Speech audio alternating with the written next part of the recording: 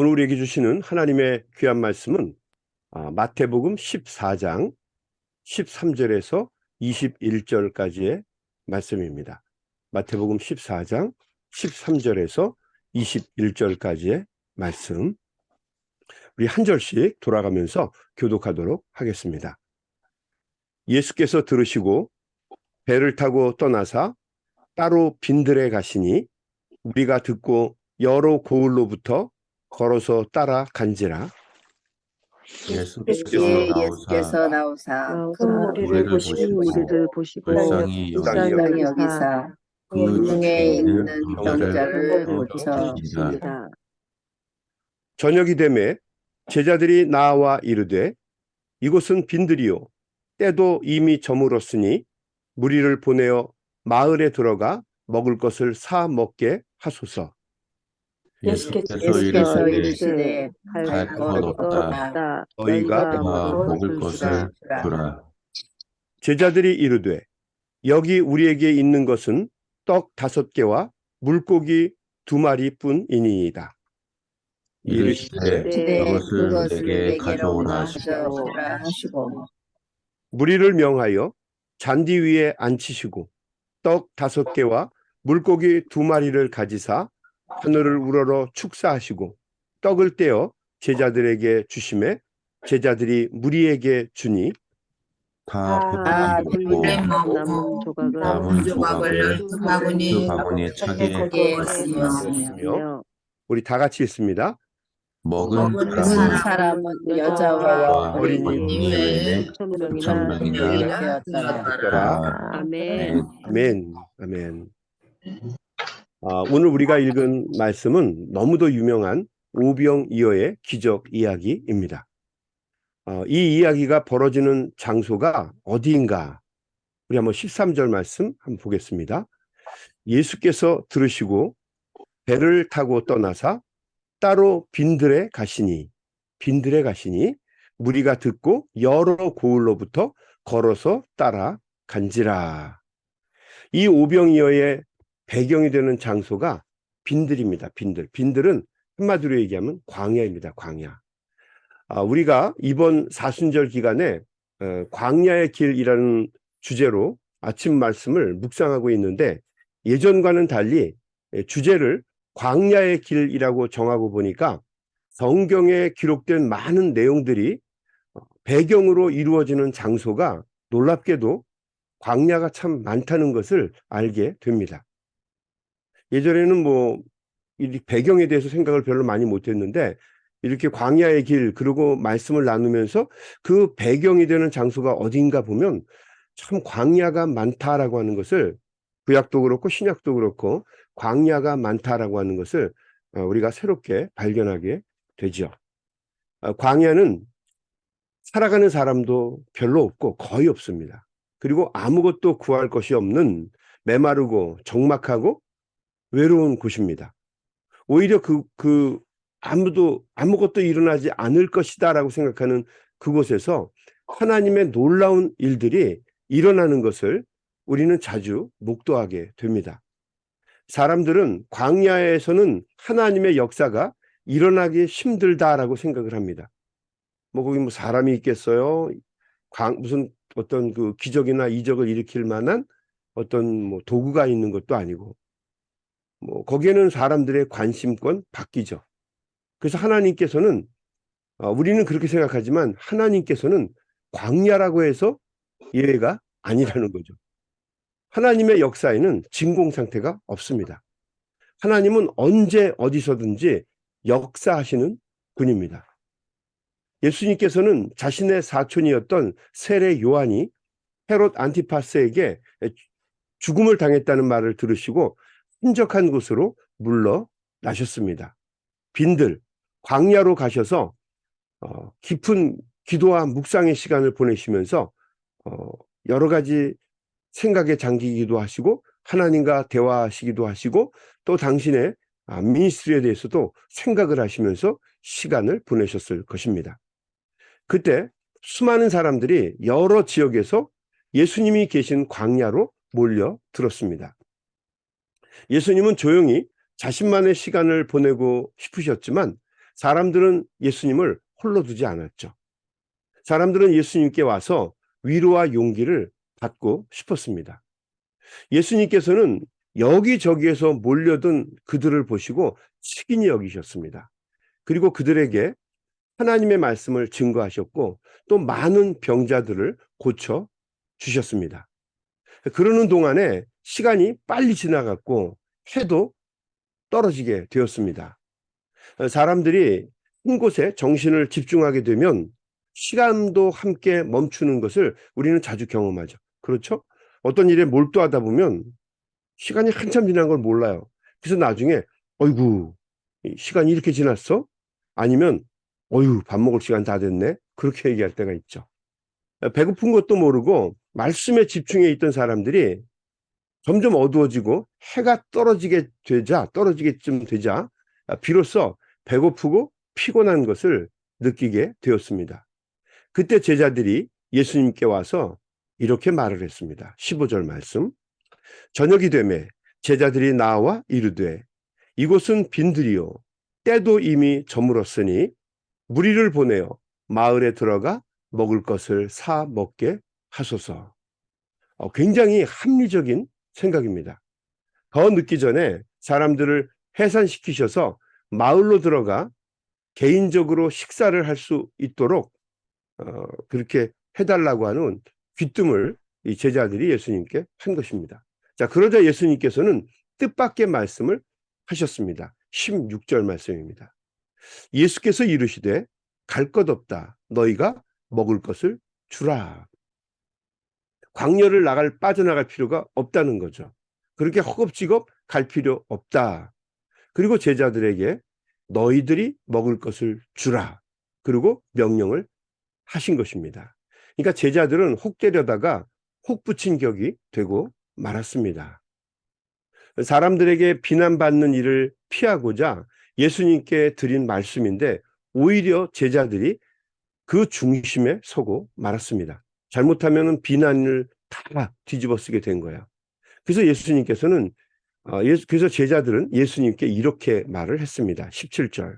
제자들이 이르되 여기 우리에게 있는 것은 떡 5개와 물고기 2마리 뿐이니이다. 아니 어떻게 줍니까? 아니 뭐가 있어야 주지 않겠습니까? 뭐 이런 거예요. 자신들에게 있는 것이 물고기 2마리와 떡 5덩어리 뿐이라는 거죠. 이 물고기 2마리와 떡 5덩이는 한 사람이 먹을 수 있는 한 끼분의 식사량입니다. 고작 한 사람분의 양식밖에는 없는데 이것을 가지고 어떻게 이렇게 모인 수많은 사람들에게 나누어서 먹일 수 있겠느냐라고 항변하고 있는 것입니다. 자, 그러자 예수님께서 다시 말씀하셨습니다. 18절 말씀. 이르시되 그것을 내게 가져오라 하시고 19절 무리를 명하여 잔디 위에 앉히시고 이 잔디 그러니까 여러분 그 문 앞에 있는 파릇파릇한 잔디가 아닙니다. 풀이 될 만한 곳이에요. 잔디 위에 앉히시고 떡 5개와 물고기 2마리를 가지사 하늘을 우러러 축사하시고 이 축사하셨다는 말도 어떤 성경은 보면 그 땡스기빙으로 돼 있고 또 어떤 성경은 보면은 블레싱으로 돼 있어요. 근데 초대교회는 이것을 나중에 땡스기빙으로 이해하게 되죠. 아무튼 이 축사하시고 떡을 떼어 제자들에게 주심에 제자들이 무리에게 주었다. 예수님께서는 제자들이 가지고 온 물고기 2마리와 떡 5덩어리를 들으시고 먼저 축사하시고 떼어서 사람들에게 나눠준 게 아니라 제자들에게 나누어 주도록 하셨습니다. 그러니까 예수님께서 제자들에게 말씀하셨던 것처럼 제자들이 무리에게 먹을 것을 줄 수 있도록 그렇게 하신 거죠. 제자들에게는 이 순간이 큰 배움과 깨달음의 순간이 되었을 것입니다. 뭘 배웠을까요?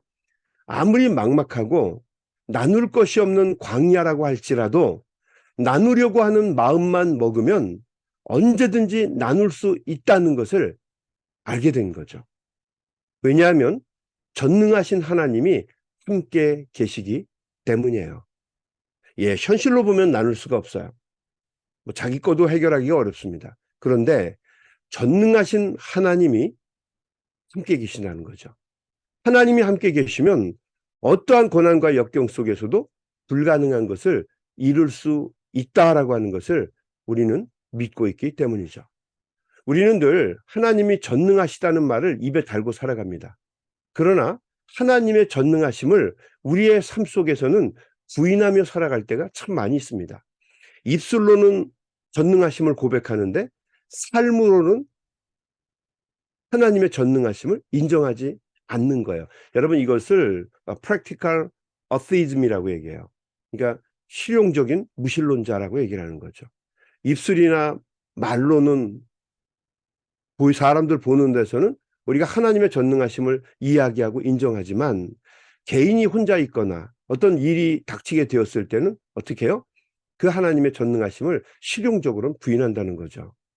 행동으로는 부인하며 살아가는 모습이 있다는 것이죠. 이게 우리들의 모습입니다. 왜냐하면 우리도 이성과 자연법을 따라 살아가는 현대인들이기 때문에 그렇습니다. 알게 모르게 우리는 그것은 하나님도 어쩔 수 없다라고 하는 생각을 가지고 살아갑니다. 참 안타까운 일이죠. 우리가 잘 아는 이야기 중에 이런 이야기가 있습니다. 농사를 짓는 시골이었는데 오랫동안 비가 오지 않게 되니까 가뭄 때문에 이 농촌 전체가 고통을 받습니다. 그래서 교회에서 그 성도들이 다 함께 모여서 매일 기도회를 한 날을 정해서 아주 열심히 기도를 했다는 거예요. 교인들이 모두 농사를 짓는 농부이다 보니까 땅이 타들어가면서 동시에 자신들의 마음도 타들어갔을 거예요. 그래서 성도들이 함께 결의해서 다 같이 교회에 모여서 하나님 우리에게 비를 주십시오 그러면서 부르짖고 기도를 했습니다. 그런데 교인 중에 그 한 아이가 이제 그 집에 한 아이였나 봐요. 한 아이가 그 다음날 우산을 가지고 학교에 등교를 합니다. 밤새 기도회를 가졌던 부모들이 이 아이에게 얘기한 거예요. 야, 너 왜 비도 안 오는데 우산을 가지고 학교에 가냐? 그리고 물었어요. 그러니까 아이가 아빠, 어제 우리 교회에서 기도했잖아. 그러니까 오늘 비 와. 그러고 얘기를 한 거예요. 자, 그러다 그 말을 듣고 있던 엄마가 얘기합니다. 야, 이놈아, 비 안 와. 하늘 봐. 땡땡 뜨는데 무슨 비가 와. 여러분, 우리들의 모습을 풍자하는 이야기입니다. 기도하고 입술로는 하나님 우리에게 비를 주라고 얘기를 다 했는데 정작 그것을 믿고 오늘 비가 올 거라고 생각하고 우산을 가지고 가는 그 아이, 지금은 비가 안 오지만 오늘 비가 올 거다라고 생각하는 그 아이는 어떻게 보면 믿음이 있는 아이인데 밤새 기도한 그 부모들은 뭐라고 얘기하냐면 비 안 와. 왜 우산 가지가? 라고 얘기를 하는 거죠. 여러분, 예수님은 제자들에게 너희가 믿음을 가지고 직접 사람들에게 나누어 주라고 말씀을 하신 것입니다. 너희가 먹을 것을 주라. 하나님이 귀인을 보내주셔서 우리의 문제를 해결해 주십시오. 또 어떤 경우는 하나님, 우리 중에 누군가가 이것을 해결하게 해주십시오. 뭐 이렇게 얘기할 때가 많은데 우리 주님이 요구하시는 건 그 얘기예요. 그렇게 기도하지 말고 하나님이 우리에게 능력을 주셔서 우리가 감당할 수 있게 해주십시오. 이렇게 기도를 하라는 거죠. 어떤 사람이 와서 이걸 해주겠다. 그게 아니라 우리가 직접 할 수 있게끔 우리에게 능력을 달라라고 기도하는 거예요. 내가 할 수 있게 도와주십시오라고 기도하는 거죠. 오늘 우리가 마지막 부분에 함께 나누었던 말씀은 이렇게 증언하고 있습니다. 20절 말씀. 다 배불리 먹고 남은 조각을 12바구니에 차게 거두었으며 21절. 먹은 사람은 여자와 어린이 외에 5,000명이나 되었더라. 그러니까 여자와 어린 아이들 빼고 많이 먹는 장정들 5,000명이 다 먹고도 12광주리가 남았다라고 하는 이야기입니다. 우리가 나누려는 마음만 있으면 언제든지 의지와 결단만 있다고 한다면 무엇이든지 할 수 있다고 하는 것을 알려주는 말씀입니다. 어떻게 그 불가능한 일을 할 수 있겠습니까? 답은 뭐예요? 전능하신 하나님이 우리와 함께 하시기 때문이다라고 하는 것입니다. 그래서 이 오병이어는요, 할 수 있거든이 무엇이냐? 믿는 자에게는 능치 못함이 없다라고 하는 그 말씀을 현실로 보여주는 대표적인 말씀입니다. 하나님이 우리와 함께 계시기 때문에 하려는 마음만 있으면, 해야 하는 마음만 있으면, 사명감만 있으면 우리는 무엇이든지 다 할 수 있다라고 하는 것을 가르쳐주는 말씀이죠. 그 옛날에도 이스라엘 백성들이 광야에서 하나님이 주시는 놀라운 신비를 체험한 적이 있었죠. 200만 명이 넘는 이스라엘 백성들이 애굽을 떠나서 광야의 길로 나왔습니다. 그 많은 사람들 과연 어디에 가서 어떻게 먹을 것을 구할 수 있겠어요? 잘못하면 꼼짝없이 굶어 죽을 수 있는 위기에 몰렸습니다. 그러나 굶어 죽을 위기에 몰렸을 때 그들이 모세와 더불어 하나님께 기도하고 그 어려움을 하나님께 부르짖었을 때 하나님께서 그들에게 자그마치 40년 동안 안식일 외에는 거르지 않고 만나와 메추리를 공급해 주셔서 먹고 생존할 수 있도록 도와주셨습니다. 우리가 하나님이 계시기 때문에 할 마음만 있으면 하나님께 구하기만 하면 하나님은 언제나 우리에게 광야에서도 잔치를 벌일 수 있게 도와주시는 분이세요. 여러분, 우리 소명교회 교인들은 경험을 하셨을 거예요. 1년 반 동안 야, 이거 우리가 얼마나 가겠어? 이런 생각을 뭐 외부 사람도 했는지 모르겠지만 우리 스스로도 한 사람들이 많을 거예요. 또 그 중에 몇몇 분들은 떨어져 나가신 분들도 있어요. 뭐 충분히 이해를 합니다. 그런데 남은 믿음의 사람들은 어떻게 해요? 기도하는 거죠. 하나님, 우리를 도와주십시오. 우리를 인도해 주십시오. 우리가 알고 있는 것을 뛰어넘을 수 있는 주님의 능력이 우리를 강권적으로 이끌어 주십시오. 그 결과가 현재죠. 앞으로 주님께서는 우리를 계속해서 이끌어 나가실 것입니다. 그래서 여러분, 우리가 하나님 앞에 간구하고 기도하는 것은 중요해요. 하나님이 옆에 계시니까 불가능하고 어려운 것 같아도 지금 이 광야의 길에서는 기도보다 더 강한 것이 없고 하나님의 말씀보다 더 힘이 있고 능력 있는 것이 없습니다. 기도하면 되고 하나님 말씀 붙잡으면 되고 하나님이 우리를 이끌어 주십니다. 아멘. 네, 그렇습니다. 우리의 고백이에요. 구약 성경 출애굽 만나의 이야기, 그리고 오늘 우리가 읽은 신약 성경의 오병이어의 기적 이야기는 그래서 성경이 손꼽는 가장 대표적인 기적 이야기들입니다. 구약의 가장 대표적인 사건은 뭐 신약에서도 그렇고요. 그 출애굽 사건을 이야기하고요. 그 다음에 신약에 나오는 최고의 이적 사건이 뭐냐 그러면 오병이어의 사건을 뽑습니다. 두 가지, 어렵고 힘들지만 우리가 언제 어디서든지 함께 한 마음으로 기도하며 나아가면 광야에서 하나님은 광야라 할지라도 우리에게 은혜를 주시고 큰 잔치를 벌일 수 있는 사람들이 되게 주신다는 거죠. 여러분, 광야에서 잔치하는 주인공들이 되기를 바랍니다. 광야의 길은 고통과 절망의 길 같지만 함께 나온 사람들이 한 마음 한 뜻이 되어 주님께 간구하면 그 길이, 절망의 길이 곧 잔치의 길로 바뀔 수 있다라고 하는 것을 기억해야 할 것입니다. 요즘 우리 청장년부들이 쉼터에 그 가건물을 하나 이렇게 짓고 있어요. 저는 생각 같아서는 처음에 사람들 이렇게 시켜서 고치면 좋을 것 같다 생각을 했는데 그 돈이 만만치 않은가 봐요. 근데 그렇게 지어도 또 약하니까 우리가 직접 하자. 그래서 몇몇 경험이 있는 분들이 함께 이렇게 지도해 주면서 청장년들이 같이 모여서 뚝딱뚝딱 하면서 매일같이 열심히 했어요. 뭐 그중에 아주 집중해서 열심히 하는 분들도 있고 또 일주일에 한 번씩 모여서 같이 힘을 합쳐서 하시는 분들도 있고, 언뜻 생각할 때는 저렇게 지어서 저거 언제 가나 그랬는데 그래도 열심히 하더라고요. 그러더니 그저께는 문짝을 달고 불을 넣었어요. 환하게 불을 넣었습니다. 참 기가 막히더라고요. 여러분 한번 가보세요. 우리 총장년들이 지어서 그랬는지 훨씬 더 멋있어요. 그 할 때는 이거 뭐 되기는 될까? 아마 많은 어른들도 그런 생각을 했을 거예요. 근데 참 훌륭하고 멋있는 장소가 만들어졌습니다. 우리가 마음만 먹으면 언제든지 그리고 무엇이든지 할 수 있다는 것을 다시 한번 눈으로 볼 수 있게 해준 하나님의 역사입니다. 함께 광야의 길을 걸으면 하나님의 은혜를 체험하고 볼 수 있습니다. 그러나 멀리 떨어져 있으면 보지 못하죠. 그냥 판단만 하고 비판만 할 수밖에 없어요. 여러분, 오늘 우리가 읽은 말씀처럼 여러분이 직접 하십시오.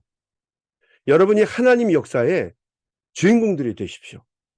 힘든 광야의 길에서 벌어지는 잔치의 주인공들이 되십시오. 여러분이 나누어 주세요.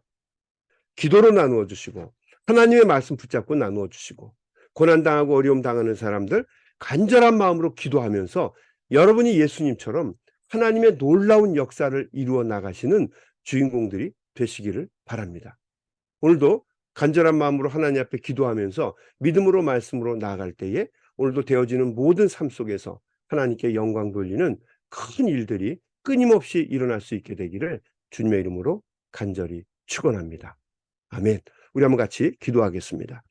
하나님 아버지 감사합니다. 오늘도 귀한 말씀을 통해서 저희들이 도전을 받습니다. 오병이어의 놀라운 기적이 아무것도 구할 것이 없는 빈들의 광야에서 이루어진 것을 저희들이 말씀을 통하여 보았습니다.